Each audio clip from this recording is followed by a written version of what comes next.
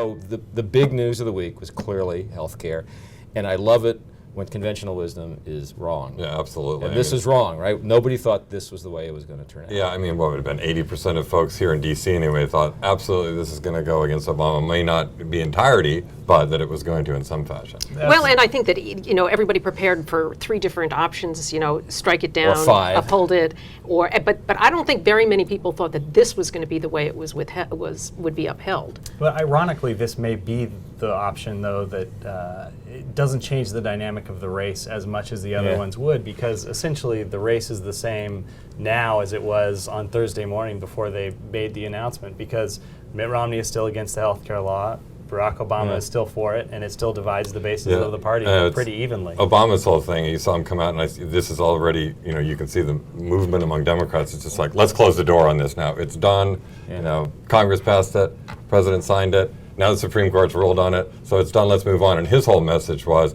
let's implement it, and if we need to tweak it here and there, fine. But otherwise... That tweaking thing, we hadn't heard that much before. I mean, they said, well, yeah, we can improve this. I've heard other Democrats say the same thing. I've asked them, what do you say about health care in this campaign? And one of the things they say is, well, we should say the law is basically good, but we can improve on it. And that's kind of what the president opened the door for that Democratic line. Yeah, I was really struck by it. It was kind of clever of them to not. I mean, beforehand, the Republicans were talking about how they shouldn't spike the ball in the end zone if they win.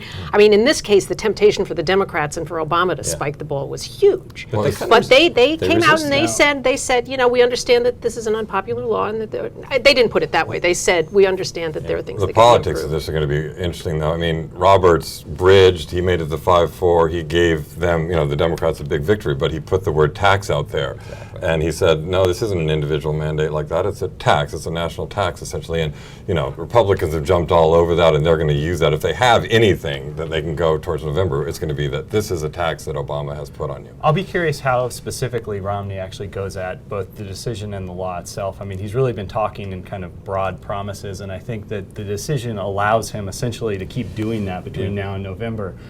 You know, he has not promised a lot. He has not given a lot of detail, and I think this decision now allows him to kind of keep proceeding apace because this is kind of a thicket for him. If he were to offer a detailed prescription, there's a really good chance that conservatives wouldn't like what it is. I mean, that was the sense all along when they were in the primary. You know, Santorum and the various of the others said, this is not, if it's going to be a healthcare election, we do not want Mitt Romney to do it. He's the, you know, the father of healthcare. Word Romney care is out there. But you know, there's another level which tends to get ignored.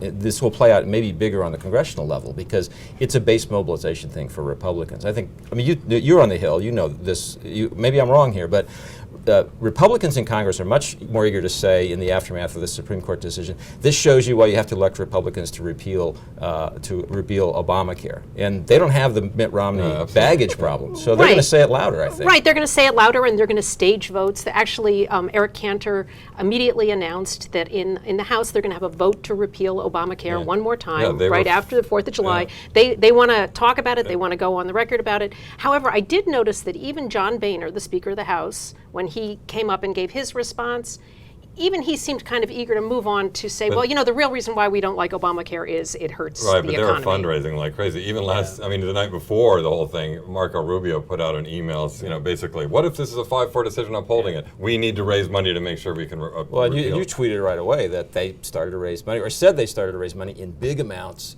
instantly. No, for the Romney campaign. The Romney campaign, I think in the first 3 hours was saying it raised $1 million was coming in after the decision. So that's the base mobilization. Yeah, I got my first email maybe within an hour of the decision being announced. I got an email from a member of Congress saying, hey, you know, let's start the fight. And it was Michelle Bachmann, a Republican. I expect we're going to see a lot more of those. And I'll be really curious to see what the dollar amounts are on those 24-hour period, because you got to imagine that the base is, as you said, really, really fired up now. Here's another subtle thing that I think is one of the effects of this that people won't talk about very much. You know, if it had gone the other way, I think that President Obama and the Democrats were really susceptible to an argument that, you know, they're really just wild-eyed, crazy socialists who are way out there on the fringe.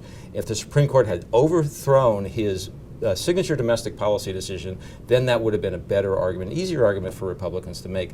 Now that the Supreme Court has said, led by a Republican Chief Justice, well, I guess it can be constitutional. It's a little harder to say they're totally out of the mainstream. Well, no, and that is the icing on the cake for Obama. I mean, it's great for him politically that his signature achievement has been upheld, but the fact that it was upheld by one of the most conservative justices, even though he did, as Neil was saying, offer a complicated rationale for it, it's hard to say that it's a crazy socialist scheme if John Roberts upheld its constitutionality. I want John Roberts writing, political points for my party. He's very clever the way he did this. Yeah. If it had been Kennedy was that fifth vote as opposed to Roberts, it would have been a totally different, the cosmetics of the whole thing, the atmospherics would have been different. I mean, this was the golden boy that, George Bush put forward, became the Chief Justice, and he wrote the deciding opinion. I think it makes the political debate very simple, and it also kind of helps both sides avoid a very messy policy debate, because I think neither the Democrats nor the Republicans, Romney nor Obama, had a very good idea of what's next if part of it had been struck down.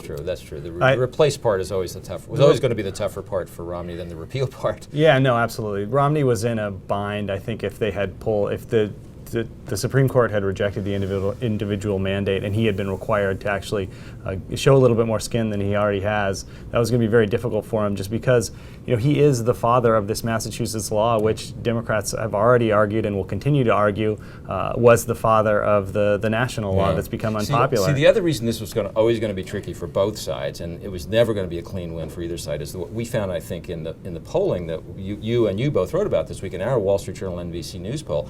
It's not just that opinion is divided about Obamacare; it's splintered. Right? It's in 3 or 4 different categories. It's not exactly even thirds. I mean, there are more people, a plurality that didn't think it was a good idea, never did. But it's never really changed since it was signed into law in March of 2010. And there's still this big chunk of people, over a quarter of all people, who just don't know what to make of it. But it's not this huge contingent that wanted to see it overturned. But on the other hand, it never became popular. It has never been popular. But to the extent that the people who haven't made up their mind are independent swing voters, then it almost hasn't changed the dynamic of what we're dealing with as far as the election is concerned, because these are people who had not made up their minds about the law, so therefore, and they have not made up their minds about the race itself and who they're going to support. Independents still generally don't like it in higher numbers than certainly Democrats. But it's hard to see somebody's opinion about the candidates changing based on this decision. I mean, really, it basically ratified what they everybody talk about already mobilizing the base. I mean, this may mobilize Romney's base. His but base is already mobilized, and if he doesn't have his mobilized base, he's in a lot of trouble anyway. Yeah, but it does help. This does help mobilize the base for him, I think. And the reverse would have been true for the Democrats.